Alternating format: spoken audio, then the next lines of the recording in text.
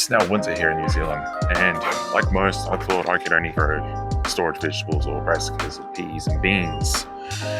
Bet you didn't think you could grow tomatoes during winter. There are winter variety tomatoes that are the cold weather champions. They have been bred to withstand cold and shorter daylight hours. There are many winter variety tomatoes. There's the glacier tomato, there's also the Stupeche, a Czech heirloom tomato, and you've got the Polish linguiça. I think I may have butchered that a little bit. There's also another cool climate tomato. Now the tomatoes I've been growing, the Siberian tomato, that can set fruit as low as 4 degrees or 38 Fahrenheit. It's perfect for the months leading into winter. All these tomatoes range from paste tomatoes, salad tomatoes, slicing tomatoes, and indeterminate and determinate type tomatoes. So you figured out the variety you want to grow. Now it's time to sow your seed. Generally you want to sow your seeds 6 to 8 weeks before you plan on planting them out. You generally want to sow them at a depth of 2 to 3 times the width of the seed itself, and then water it in, and then put it into a humidity dome where it can keep in a humid environment until it sprouts. Myself, I put them in a big storage container like this and spray them with water each day. Once the cotyledons have come through, you can move them under an artificial light. There is a debate whether cotyledons actually photosynthesize or not. But from there, they'll start to sprout their true leaves. The true leaves are the leaves that they'll continue to grow throughout the lifetime of the plant. Once it starts to grow its true leaves, you can start to fertilize them, but at a very diluted strength, otherwise you could kill the seedlings. With tomatoes, as they grow, you want to pot them up from your cells, depending on what planter cell you started with. And as you're planting them up, keeping them in until they're about 6 inches in height. My personal preference at least. Then it's time to plant them out. But what do you do once you go to plant them out? You can't just plant them outside and hope for the best, because majority of the time, 90% of the time, they're gonna die.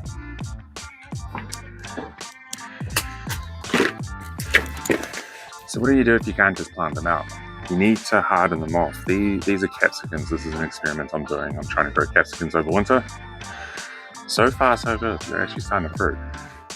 Now, the process of hardening off is putting your plants outside into the external environment where they can be exposed to sunlight, wind, and temperature changes. You want to do this gradually though, not just put them out like I said and they'll die. You start off first day at half an hour, the next day an hour, the day after that, hour and a half, starting with daylight sunlight, slowly increasing it to direct sunlight, and in a place where they're exposed to wind, can help the stems strengthen themselves so they're not so flimsy when they're actually planted in the garden. The process of hardening off causes a plant to develop its cuticle, which is the waxy layer on top of the leaf that protects the dermis of the leaf and the other cells of the plant. So you've put all that time and effort into germinating your seeds, caring for them, hardening them off. Now it's time to plant them out. When you plant them out, ideally you want to put them into the soil with a long release nitrogen fertilizer. It gives them something to work toward, their roots to work towards, and help grow. As they're growing, stick to a nitrogen-based fertilizer, and then as they start to flower, switch to a potassium and phosphorus-based fertilizer to help with the fruiting and the root growth and overall better yields. When you water your tomatoes, you want to water them deeply and infrequently. It encourages them to set their roots deeper each time and search for their water. They do not like being sprayed with water and covered in soil because they are prone to disease, and they will develop a fungal disease or some type of blight or anything like that if you spray them with the hose each time. You need to water them at the base or set up an irrigation system where it will water the tomato at the base.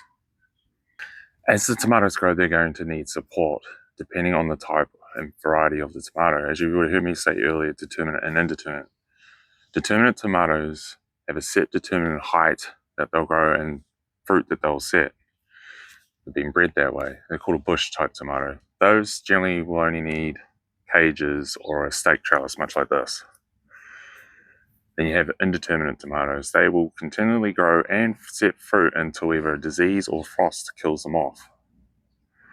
They will need a larger style of trellis. So you can go from string trellises, where you have a big frame over your garden and a string coming down, you tie your tomato to it and it follows it up. You've got net trellising. You train your tomato to go through the net.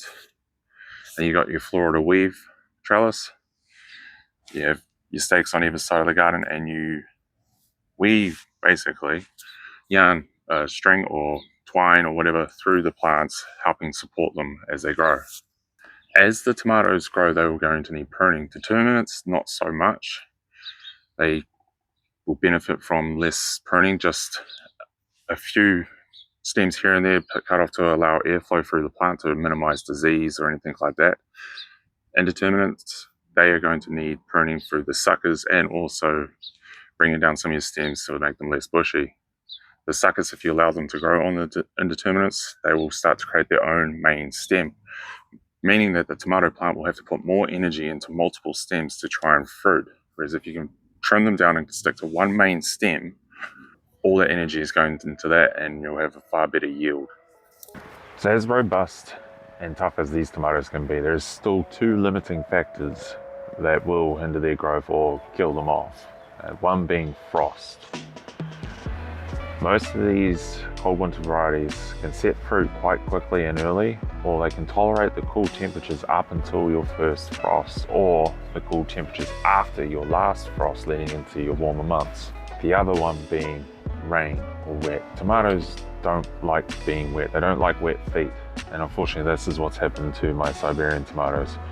We had beautiful winter weather come at the start, getting down to 4 degrees, and then the last couple of weeks it has been non-stop rain, and I haven't had a chance to treat them with fungicides or anything like that because the rain, it just washes it straight off the leaf. And unfortunately that is what has happened to my tomatoes. They have succumbed to a fungi.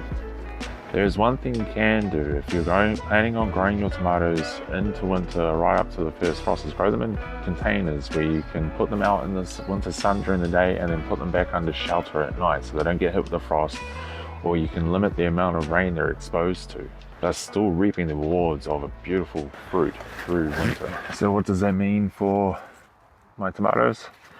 They're going to be ripped out right from the root, because more than likely the fungi that is set into these is also in the soil. So I'll rip it out from the root and the plants themselves will be burnt.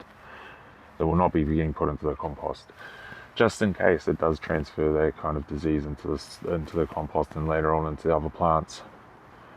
And also with this bed, there will be no nightshade plants grown in this bed for at least another 2 or 3 seasons, just in case. Unfortunately, it's just one of the harsh truths of gardening. You've got to just cut your losses and rip out a crop, replace the crop, or whatever it takes to get rid of the disease. So you've gone from choosing your variety, sowing your seeds, caring for those seedlings, hardening them off, planting them out, fertilizing them, watering them properly. Now it's time to reap the rewards of having tomatoes during winter.